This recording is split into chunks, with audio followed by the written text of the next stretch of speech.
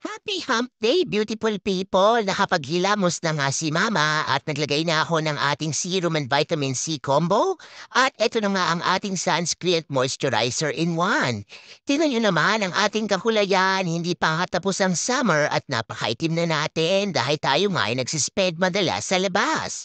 Pagkababa ko ay nag-aalmusal na nga si Daddy at ako naman ay nagligpit muna at naglinis ng ating family room dahil kalat is a big no-no. Kung napansin nyo nga ay hindi tayo naka-scrub suit dahil wala tayong trabaho for today. Ngayon nga ay maghahatid tayo sa ating mga anak para sa kanilang summer camp. Pero bago ang lahat, palitan muna natin at i-update natin ang kalendaryo. Nag-brew na tayo ng ating hot coffee at eto na nga ang ating nabiling eggs from Giant kahapon.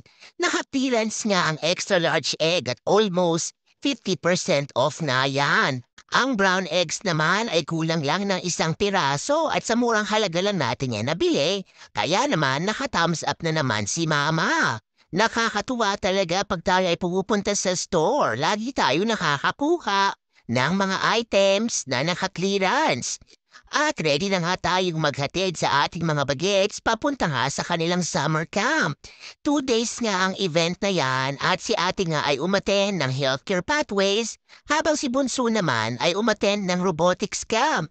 Sinisigurado natin na kahit bakasyon ay active ang ating mga anak.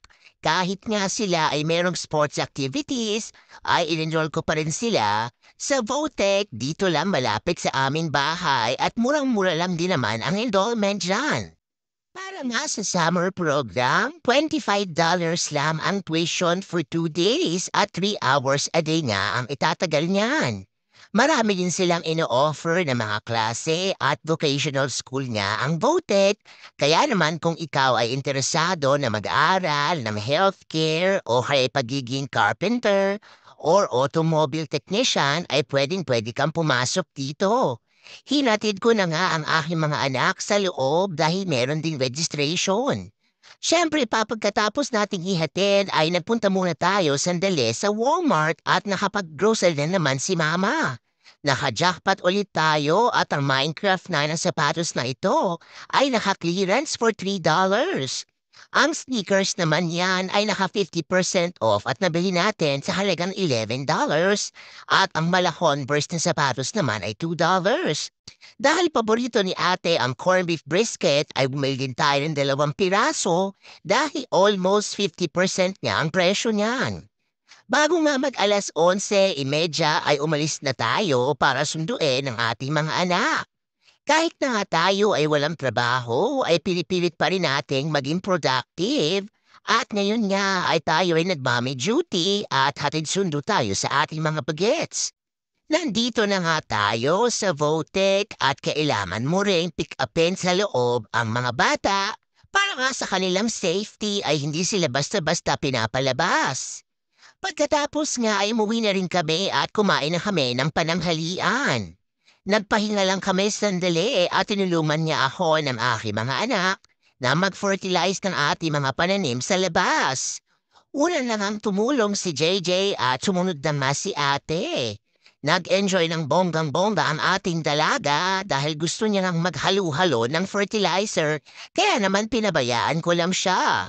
Nakapagpahinga ng bahagya si Mama dahil tinulungan niya ako ng aking mga anak kaya naman thank you so much sa inyo. Pasado alas 6 at nakakain na nga kami at nakabili din ako sa Giant ng pinya at hirap na hirap pa nga tayong balatan yan kaya naman minano-mano ko na lang. Siyempre pagkatapos nating balatan ay hinugasan ko na ang pinagamitan dito sa kusina dahil talagang allergic tayo sa makalat na bahay.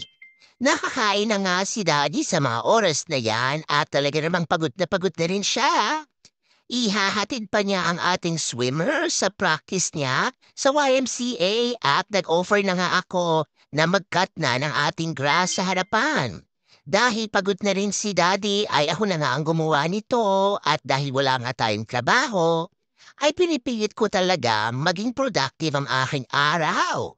Maganda rin itong exercise at talaga namang natunaw ng bonggang-bongga ang ating sebo sa katawan. Di wow, siopaw! Isa na namang matagumpay na araw from your pamilya. Yan lang muna for today's video. Remember, family time is the best time and every gising with your family is always a blessing. God bless everyone.